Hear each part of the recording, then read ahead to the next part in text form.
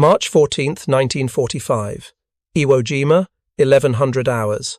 Inside a reinforced concrete pillbox carved into the volcanic rock near Hill 362A, Private First Class Hiroshi Yamamoto pressed his eye against the firing slit, watching American Marines advance across the ash-colored wasteland. For 8 days, he and his garrison had endured naval bombardment, aerial attacks, and infantry assaults. Their fortification had survived everything. The walls were 4 feet of poured concrete, reinforced with steel rails scavenged from the island's pre-war mining operations. Artillery shells had scarred the exterior but never penetrated. Yamamoto believed what his officers had told him, that these bunkers were impregnable, that Americans would break themselves against Japanese defenses until they gave up and sailed away. Then he heard a sound he would never forget. Not the whistle of incoming shells or the crack of rifle fire, but something else entirely. A mechanical hiss followed by a noise like tearing fabric. Orange light flooded through the firing slit. A stream of liquid fire poured into the bunker like water from a hose, except this water burned at 2000 degrees Fahrenheit. The flames spread across the ceiling, crawling along the concrete walls, consuming the oxygen faster than men could breathe. Yamamoto felt the air turn to furnace heat. Men screamed, clawing at the rear exit. Some made it out. Most didn't. In 7 seconds, the weapon had accomplished what 3 days of conventional bombardment could not. The flamethrower had arrived on Iwo Jima, and for Japanese defenders who had built their entire strategy around fortifications, it represented not just a tactical surprise, but a psychological apocalypse. This was warfare against which courage meant nothing, against which concrete offered no protection, against which the samurai spirit provided no defense. For Japanese troops stunned by a weapon that turned their strongest bunkers into ovens in seconds, the lesson came too late and at too high a cost. If you're enjoying this deep dive into the story, hit the subscribe button and let us know in the comments from where in the world you are watching from today. The shock of flamethrowers on Iwo Jima cannot be understood without first understanding Japanese defensive doctrine in the final year of the Pacific War. By early 1945, Japan's strategic position had collapsed. The Imperial Navy lay shattered after Philippine Sea and Leyte Gulf. The Army Air Force had been decimated. American forces controlled the Philippines, approaching the home islands themselves.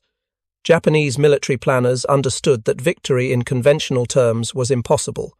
What remained was the strategy of attrition, making each American advance so costly in blood that the United States would negotiate a peace that preserved the Japanese imperial system. Lieutenant General Tadamichi Kuribayashi, appointed commander of Iwo Jima's defenses in June 1944, implemented this philosophy with ruthless clarity. Unlike previous island defenses that concentrated forces at the beaches, Kuribayashi ordered his 21,000 troops to dig in deep, transforming Iwo Jima's 8 square miles into a fortress designed to extract maximum casualties from attacking Americans. His orders were explicit and uncompromising. Every man would fight from underground positions. There would be no banzai charges, no wasteful suicidal attacks. Soldiers would remain in fortifications, inflicting damage until killed. The island would become a meat grinder where Americans traded lives for worthless volcanic rock. The construction program Kuribayashi initiated was unprecedented in the Pacific War. Engineers supervised 11 miles of tunnels connecting over 1,500 underground positions. Natural caves in Mount Suribachi were expanded and reinforced. Pillboxes were built with walls ranging from 3 to 6 feet thick, constructed from concrete mixed with volcanic ash that cured harder than conventional cement. Firing slits were designed to provide overlapping fields of fire while remaining nearly invisible from attacking infantry. Ventilation shafts allowed air circulation. Multiple exits provided escape routes. Some positions descended 3 levels underground, creating fortifications that could survive direct hits from battleship guns firing 14-inch shells. The tunnels themselves demonstrated engineering sophistication that American forces had not encountered elsewhere in the Pacific. Main galleries ran 7 feet high and 6 feet wide, large enough for ammunition carts pulled by hand. Branch tunnels connected strongpoints, allowing defenders to shift position without exposing themselves to fire. Some tunnel complexes included barracks, storage rooms, even small hospitals carved from solid rock. Japanese engineers had studied Spanish fortifications from the Peninsular Wars and German bunker designs and from the Western Front. What emerged on Iwo Jima represented the culmination of centuries of defensive military architecture adapted to volcanic terrain and modern firepower. Kuribayashi understood that American doctrine relied on overwhelming firepower, followed by infantry assault. His defenses were designed to survive the firepower and bleed the infantry. Each pillbox was sited to support neighboring positions. Machine guns covered approaches with interlocking fire. Artillery observers hidden in caves directed mortar fire onto exposed Marines. Snipers remained concealed in spider holes, emerging to shoot and then disappearing into tunnels before counterfire arrived. The defenders possessed advantages that previous Japanese garrisons lacked time to prepare, adequate supplies, and a commander who prioritized survival over glory. By February 19, 1945, when Marines landed, Iwo Jima had become the most heavily fortified 8 square miles in military history. Japanese defenders had stockpiled ammunition, food, and water for months of combat. Medical supplies filled underground hospitals. Artillery pieces were pre-registered on every beach and approach route. The island bristled with 750 pillboxes, 300 heavy artillery pieces, 200 anti-aircraft guns, and 70 rocket launchers. Most critically, every position was hardened against naval bombardment. American planners had allocated 3 days of preliminary shelling. Kuribayashi's fortifications were designed to survive 3 weeks. The Japanese defensive philosophy centered on a calculation that proved accurate in its assessment of American firepower, but catastrophically wrong in its estimation of American innovation. Kuribayashi and his staff had analyzed previous Pacific campaigns. They knew Marines employed naval gunfire, aerial bombing, artillery, and tanks. They understood American forces would bring overwhelming firepower to bear. What they had been prepared for was destruction from high explosives, shells and bombs that could be endured inside reinforced positions. What they had not prepared for, what their intelligence had not warned them about, what their engineering had not anticipated, was fire that flowed like liquid, penetrated bunkers through firing slits, and turned concrete shelters into crematoriums. The weapon that would shatter Japanese defensive calculations traced its development to technologies far older than the Pacific War itself. Fire as a weapon predates recorded history. Greek fire terrified medieval naval warfare. Incendiary devices appear in military arsenals across civilizations. What made 20th century flamethrowers revolutionary was not the concept, but the chemistry specifically. The development of fuels that burned longer, stuck to targets, and could be projected distances measured in dozens of yards rather than feet. The modern military flamethrower emerged during World War I, when German engineers developed the Flammenwerfer, a portable device that could project burning oil 15 to 20 yards. Early models were cumbersome, requiring 2 operators and weighing over 70 pounds when fueled. Allied forces developed similar weapons, but all shared critical limitations. The fuel, typically a mixture of crude oil and tar, burned quickly and splashed dangerously. Range remained limited. The weapons were temperamental, prone to malfunction, and required operators to approach dangerously close to targets. Worst of all, the fuel could be extinguished with water or smothered with dirt. Between the wars, flamethrower technology stagnated. Military planners viewed the weapons as specialized equipment, useful primarily for clearing trenches and bunkers, but not essential to modern mobile warfare. The French army maintained flamethrower units.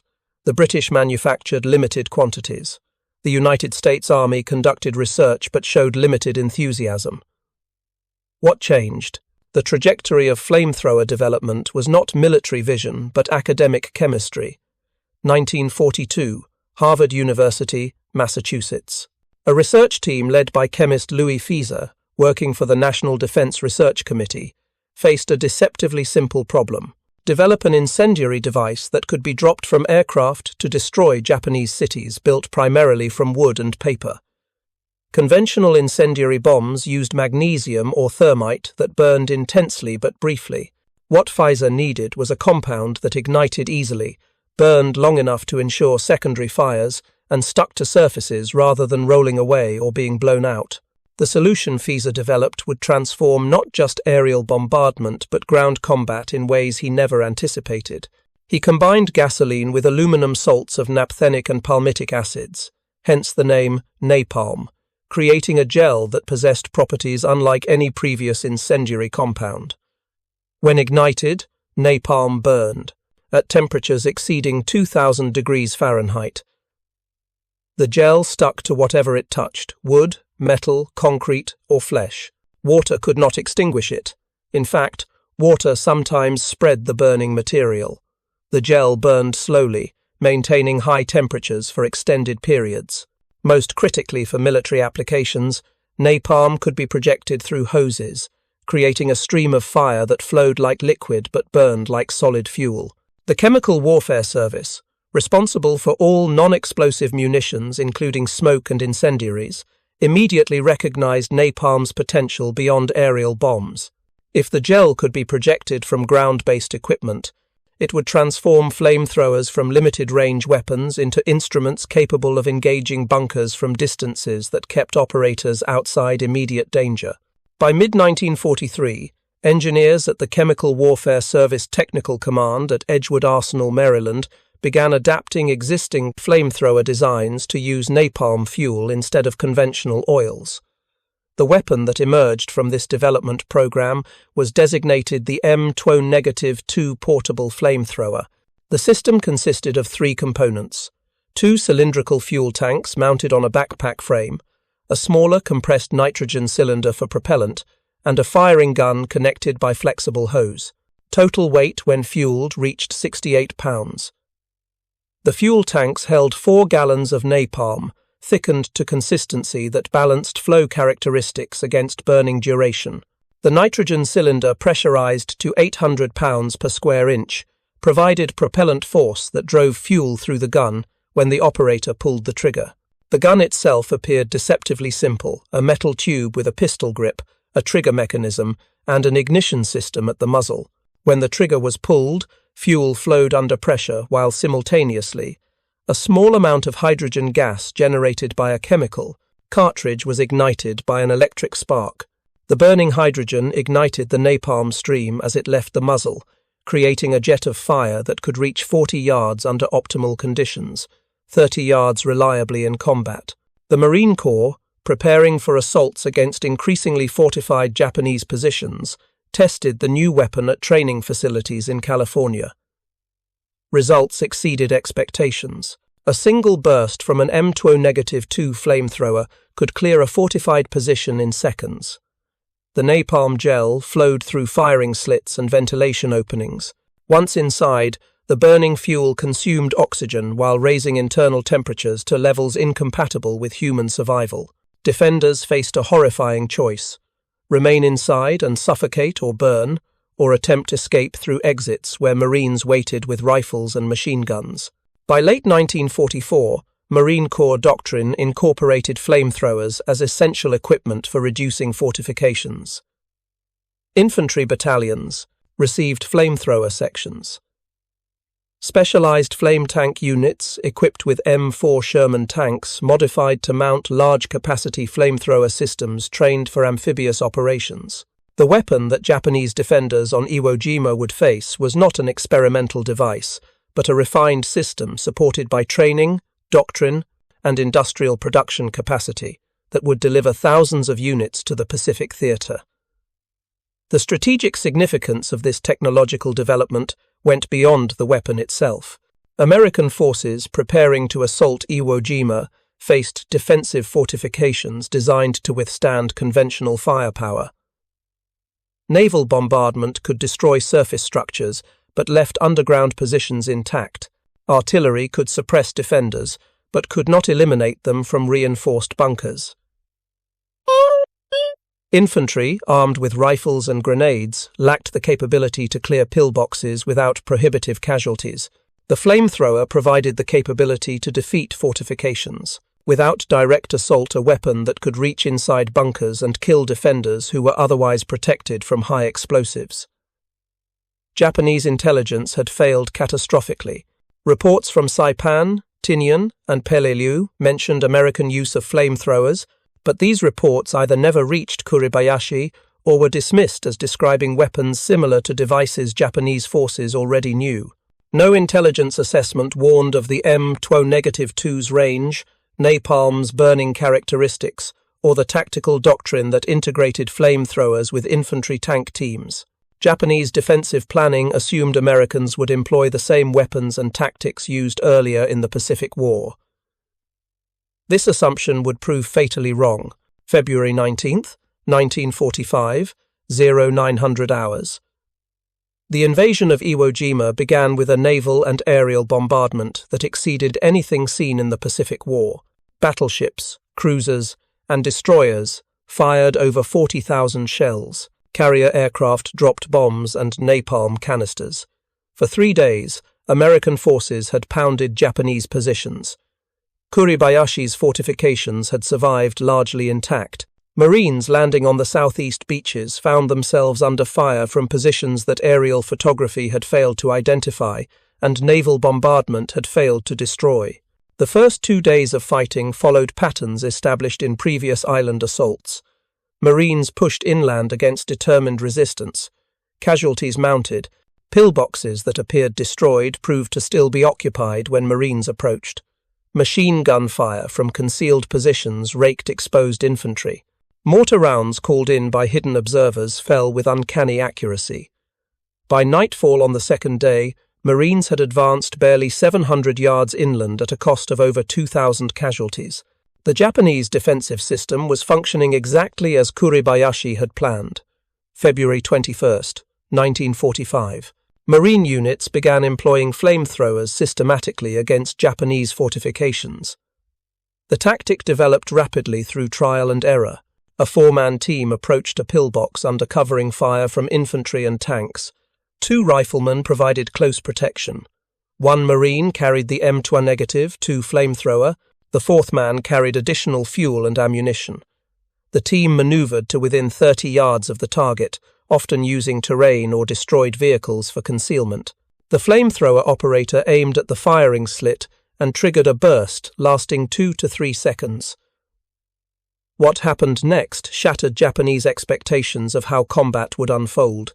The napalm stream arced through the air, a tongue of orange fire that appeared almost liquid in consistency. Upon striking the pillbox, the burning gel flowed through the firing slit, spreading across interior surfaces. Defenders had seconds to react. Some attempted to extinguish the flames futile against napalm. Others tried to escape through rear exits, where they were cut down by riflemen covering those exits. Most died inside, overcome by heat and smoke inhalation before the flames reached them directly. The psychological impact on Japanese defenders observing these attacks from neighboring positions cannot be overstated. They had been trained to withstand artillery, to endure bombardment, to maintain positions despite casualties. What they witnessed was something fundamentally different. Soldiers who had survived days of shelling died in seconds when fire reached their bunker. The concrete that had protected them became a trap. The reinforcement that had seemed like security became a coffin. Word spread through the tunnel networks. The Americans had a new weapon, a fire that could not be stopped, that killed everyone it touched. Marine Corps after-action reports from the first week of fighting documented the effectiveness with clinical precision. A single flamethrower team could clear 3 to 5 pillboxes per day, limited primarily by fuel supply rather than combat effectiveness. Casualty rates among flamethrower operators were high. Japanese defenders quickly learned to target Marines carrying the distinctive backpack tanks, but the weapon's impact on reducing overall Marine casualties justified the losses. Bunkers that might have required days to reduce with grenades and satchel charges fell in minutes to flamethrowers. If you find this story engaging, Please take a moment to subscribe and enable notifications. It helps us continue producing in-depth content like this. The refinement of flamethrower tactics accelerated throughout the Iwo Jima campaign. Infantry commanders learned that optimal employment required coordination between multiple weapons systems. Tanks suppressed Japanese positions with cannon fire, while flamethrower teams maneuvered into position. Riflemen covered exits to prevent escape. Engineers followed with demolition charges to collapse tunnels and seal entrances. The combination proved devastatingly effective against fortifications designed to withstand conventional assault. Tank-mounted flamethrowers represented a significant escalation in capability. The M4, a 3R3 Sherman, designated the Ronson or Zippo by Marines, mounted a large-capacity flamethrower in place of the bow machine gun. The system drew fuel from a tank mounted in the hull, with capacity of 300 gallons, 75 times the capacity of man-portable units. Range extended to 150 yards under optimal conditions. A single Zippo tank could engage multiple targets without refueling, sweeping hillsides and cave entrances with sustained fire that no infantry portable weapon could match. The introduction of flame tanks fundamentally altered Japanese defensive calculations. Bunkers cited to be immune from tank cannon fire found themselves vulnerable to flame weapons that could reach inside through firing slits, cave positions that infantry could not. Assault without prohibitive casualties became targets for flame tanks that could stand off at safe distance and pour fire into openings. Japanese defenders reported that the psychological impact of watching flame tanks approach exceeded even the fear of regular armor. One prisoner interrogated after the battle stated, "We could fight tanks with anti-tank guns. Against the fire tanks, we had nothing." The tactical integration of flamethrowers with combined arms operations represented a maturation of American military doctrine that Japanese planners had not anticipated. Early in the Pacific War, flamethrowers had been employed sporadically, often as weapons of last resort when other methods failed.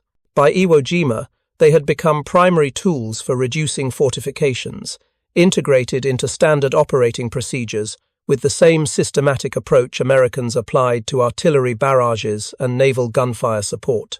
Marine combat engineers developed specific technique for different types of Japanese fortifications. Small pillboxes with single firing slits required only brief bursts, 2 to 3 seconds of flame that consumed the oxygen inside while raising temperatures to lethal levels. Larger bunkers with multiple chambers needed sustained fire, the flamethrower operator sweeping the weapon to ensure napalm reached all interior spaces. Cave positions presented unique challenges. The mouth of a cave could be sprayed with flame, but defenders deep inside might survive the initial attack. The solution involved multiple applications, each burst consuming more oxygen, raising temperatures incrementally until conditions inside became incompatible with life. The chemistry of napalm combustion created effects that went beyond simple burning. When napalm burned in confined spaces, it consumed oxygen at a rate that dropped atmospheric content from 21% to below 5% in seconds. Human consciousness fails at oxygen levels below 10%. Defenders, trapped in bunkers, often died from asphyxiation before flames reached them. Those who survived the initial oxygen depletion faced carbon monoxide poisoning as incomplete combustion produced toxic gases. Medical examinations of Japanese dead recovered from bunkers revealed that many showed no burn injuries, but had died from smoke inhalation and oxygen deprivation. The temperature effects were equally catastrophic. Napalm burned at approximately 2,000 degrees Fahrenheit in open air. Inside confined spaces where heat had no outlet, temperatures rose even higher. Concrete that seemed impervious to conventional weapons began to spall the surface, cracking and fragmenting from thermal stress. Steel reinforcement bars expanded, further weakening structural integrity. Ammunition stored inside bunkers cooked off, detonating spontaneously when temperatures exceeded critical thresholds. Japanese defenders reported that even positions not directly hit by flame became uninhabitable as heat radiated through tunnel networks, turning underground complexes into networks of ovens. The sound of flamethrowers in operation added a psychological dimension that survivors remembered decades later. Unlike the sharp crack of rifle fire or the thunderous detonation of artillery, flamethrowers produced a distinctive whooshing roar, followed by the crackling hiss of burning fuel. Japanese soldiers described the sound as similar to a typhoon wind, an unnatural howl that preceded the arrival of fire. Men in adjacent bunkers heard the screams of defenders being burned, sounds that carried through tunnel networks and demoralized troops who had not yet faced the weapon directly. First-hand accounts from Japanese survivors provide insight into the psychological trauma inflicted by flamethrowers. Corporal Yoshitaka Ono, captured on March 5th after his position was overrun, described the moment his unit first encountered flame weapons. "We heard explosions approaching our sector for 2 days. Then came a different sound, like a great wind. Fire poured through the opening of the bunker next to ours. We heard our comrades screaming. The fire continued for many seconds. When it stopped, there was only smoke coming from the opening. No one emerged. We knew then that our deaths would be the same." The diary of Lieutenant Toshihiko Ono, found on his body after he was killed in action on March 7th, documented the progressive breakdown of defensive resolve as flame weapons eliminated position after position. March 3rd, the Americans have brought devil weapons that breath fire. Sergeant Tanaka's platoon was destroyed this morning. Survivors say the fire flows like water, that it cannot be stopped. March 4th, we received orders to hold at all costs. But how can we hold when the enemy has fire that reaches through solid walls? My men ask how we can fight this. I have no answer. March 5th. Half our positions are gone. The tunnels fill with smoke. We cannot breathe. The fire is coming closer. Japanese tactical doctrine, developed over centuries of martial tradition and refined through modern military training, emphasized courage, discipline, and acceptance of death in service to the emperor. These values proved insufficient against weapons that killed before defenders could demonstrate their courage. A soldier could charge machine gun fire and die heroically. He could hold a position under artillery bombardment and perish defending it. But flame offered no opportunity for heroism. It consumed men in seconds, reducing them to charred remains before they could act. The randomness of death by fire, some men burned, others suffocated, still others escaped only to be shot, created existential terror that undermined the psychological foundations of Japanese defensive strategy. The industrial scale of American flamethrower deployment shocked Japanese commanders who learned of it through intelligence reports from frontline units. General Kuribayashi's headquarters, located in a command bunker deep beneath the northern plateau, received daily summaries of combat actions. By the end of the first week, these reports documented dozens of positions destroyed by flame weapons. By the second week, flame attacks had become so common that frontline units stopped reporting individual incidents, noting only position destroyed by fire in their situation reports. The logistical infrastructure supporting flamethrower operations demonstrated American industrial capacity in microcosm.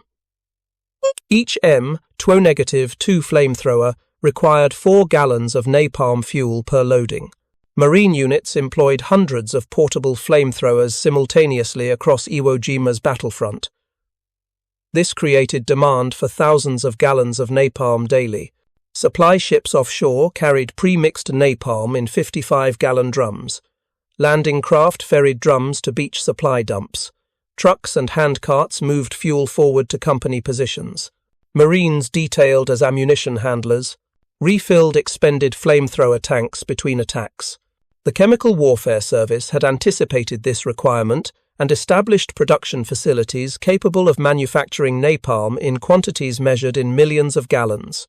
The formula itself was straightforward: 6% aluminum naphthenate and palmitate, mixed with 94% gasoline, but large-scale production required specialized mixing equipment, quality control to ensure consistent gel formation, and safe handling procedures to prevent accidental ignition. By 1945, factories in the United States were producing napalm at rates that could supply operations across the Pacific Theater, while simultaneously supporting strategic bombing campaigns against Japan itself. The flame tanks presented even greater logistical challenges.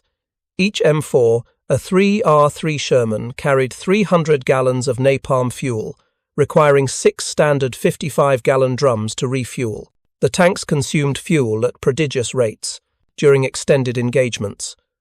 A single day of combat operations might require multiple refuelings per vehicle. Supply personnel had to position fuel dumps close enough to the front lines to enable rapid refueling while maintaining sufficient distance to avoid Japanese artillery fire. The solution involved dispersed supply points, camouflaged fuel storage, and dedicated refueling teams who operated under constant threat of enemy fire.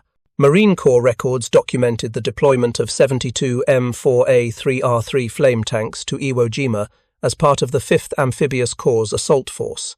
These vehicles operated in direct support of infantry battalions, providing fire support against fortifications that conventional tank guns could not reduce. After-action reports credited flame tanks with destroying over 400 Japanese bunkers, pillboxes, and cave positions during the 36-day campaign. The cost was significant. 21 flame tanks were destroyed by Japanese fire, primarily from anti-tank guns and mines. But the tactical value far exceeded the losses. Infantry commanders universally praised flame tanks as essential for reducing fortified positions with acceptable casualties. The Japanese response to flamethrowers evolved as the battle progressed, though no truly effective countermeasure emerged. Some defenders attempted to construct barriers across firing slits, hoping to block flame streams. This proved ineffective. Napalm flowed around obstacles or accumulated at openings until pressure forced it through gaps. Other units tried to improve ventilation in bunkers, cutting additional vents to prevent oxygen depletion. Marines simply attacked through multiple openings simultaneously. Some desperate defenders attempted to rush flamethrower operators before they could fire, accepting certain death to prevent the weapon's use. Marine riflemen covering flamethrower teams cut down these attacks before they reached their targets. The most effective Japanese response was simply to abandon fixed fortifications when flame weapons approached, retreating deeper into tunnel networks and attempting to establish new defensive positions. This tactical adaptation, however, played directly into American strategic objectives. General Kuribayashi's defensive plan relied on soldiers holding positions, inflicting maximum casualties on attacking Marines. Withdrawal in the face of flame weapons undermined this strategy. Positions that might have held for days fell in hours. The underground fortress that was supposed to bleed American forces dry was being reduced systematically, bunker by bunker, tunnel by tunnel. Japanese casualties from flamethrower attacks remain difficult to quantify precisely. American combat reports noted positions destroyed by flame, but did not always record body counts. Many Japanese dead were never recovered, buried in collapsed bunkers or consumed by fire so completely that remains were unrecognizable. Post-battle analysis by Marine Corps historians estimated that flamethrowers, both portable and tank-mounted, accounted for between 20 and 30% of total Japanese combat deaths on Iwo Jima. This translates to between 4,000 and 6,000 men killed directly by flame weapons out of approximately 20,000 Japanese defenders who died during the campaign. The distribution of these casualties across the battle timeline reveals the increasing effectiveness of American tactics. During the first week, flamethrowers accounted for approximately 15% of Japanese casualties, as Marines established procedures and trained personnel in optimal employment. By the second week, that percentage had risen to 25% as techniques were refined and more flamethrowers reached frontline units. In the final 2 weeks of organized resistance, flamethrowers may have accounted for over 35% of enemy deaths, as Japanese defenders concentrated in tunnel networks where conventional weapons were less effective, but flame weapons remained devastatingly lethal. The human cost extended beyond deaths to psychological casualties among survivors. Japanese soldiers who escaped flame attacks but witnessed comrades die by fire exhibited symptoms that modern medicine would recognize as severe post-traumatic stress. Period interrogation reports described prisoners who flinched at sudden sounds, who refused to enter enclosed spaces, who described recurring nightmares of burning. Some survivors developed what interrogators termed flame shock, a dissociative state characterized by emotional flatness and inability to describe their experiences coherently. One particularly revealing interrogation transcript involved a sergeant who had commanded a machine gun position on the western slopes of Mount Suribachi. His position had been attacked by a flamethrower team on February 23rd. I was outside when the fire came. I watched it pour through the opening where my gun was mounted. My 3 men were inside. They screamed, but only for a few seconds. Then there was just the sound of fire. I ran. I am a sergeant of the Imperial Army, and I ran. I could not go back inside. I could not face the fire. The sergeant survived another 10 days before being captured, separated from his unit, unable to rejoin organized resistance because the psychological trauma of witnessing flame attack had broken his will to fight. The impact of flamethrowers extended beyond their immediate tactical effects to influence Japanese strategic thinking about the remainder of the war. Reports from Iwo Jima reached Tokyo through coded radio messages transmitted before American forces overran communication facilities. Staff officers at Imperial General Headquarters read accounts of fortifications that had survived days of bombardment, succumbing in seconds to flame weapons. These reports influenced defensive planning for Okinawa and for the anticipated invasion of the Japanese home islands. General Yoshijiro Umezu, chief of the Army General Staff, received a detailed briefing on flame weapons in late March 1945, based on intelligence compiled from Iwo Jima. His response, recorded in his diary, reflected the despair that was beginning to permeate Japanese military leadership. We built fortifications that we believed could withstand anything the Americans could bring against us. We were wrong. They have developed weapons specifically to defeat underground positions. If we cannot hold in fortifications, we cannot hold at all. The implications for the defense of the homeland are catastrophic. The preparations for defending Okinawa reflected lessons or attempted lessons from Iwo Jima.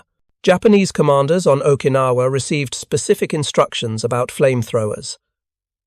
Bunkers were to be constructed with baffled entrances that would prevent flame from reaching interior chambers. Multiple sealed compartments would allow defenders in, unaffected sections to survive even if part of the position was attacked with fire.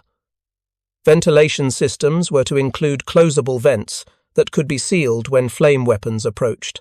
Emergency exits were to be concealed and positioned to allow escape without exposing defenders to covering fire.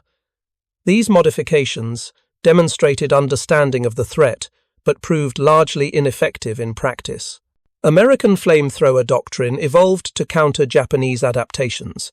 Baffled entrances required only sustained fire, the flamethrower operator holding the trigger to pour flame continuously until napalm penetrated all compartments. Sealed compartments could be identified by engineers who then positioned demolition charges to breach walls. Concealed exits were located through systematic searches and covered by machine guns once discovered. The fundamental problem facing Japanese defenders remained unchanged. No passive fortification could defeat a weapon designed specifically to render fortifications uninhabitable. The planning for Operation Downfall, the proposed invasion of the Japanese home islands, incorporated lessons from Iwo Jima about fortification reduction. American planners anticipated that Japan would fortify Kyushu and Honshu with underground positions similar to those encountered on Iwo Jima, but on a vastly larger scale. The solution involved massive expansion of flamethrower production.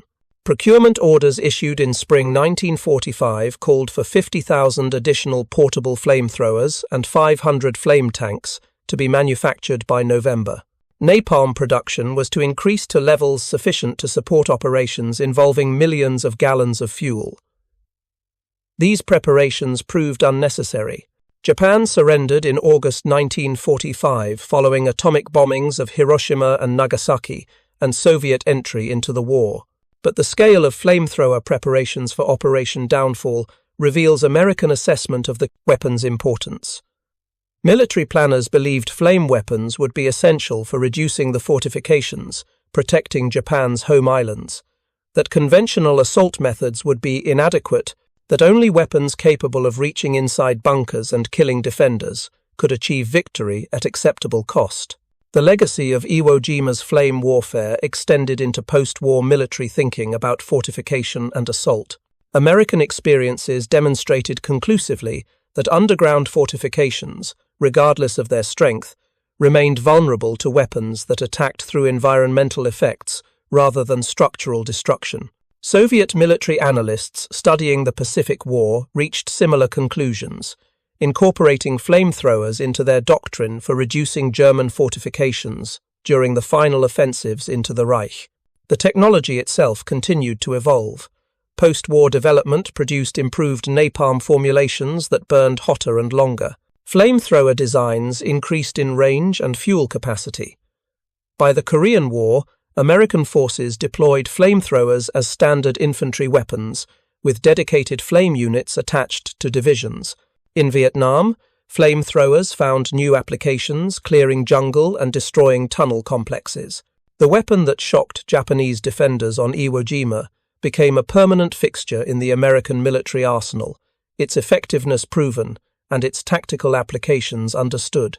Yet the ethical dimensions of flame warfare remained deeply troubling even to those who employed the weapons. Marine veterans of Iwo Jima who had operated flamethrowers spoke after the war about the moral burden of using such weapons. Corporal James Smith, who had served as a flamethrower operator with the 5th Marine Division, described his experience in a 1985 oral history interview. "We knew what we were doing.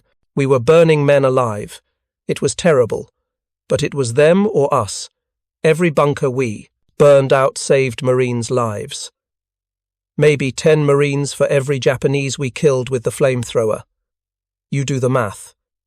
You make your peace with it. But you never forget the screams." The Japanese perspective on flamethrowers evolved in post-war years as survivors processed their trauma and historians examined the battle.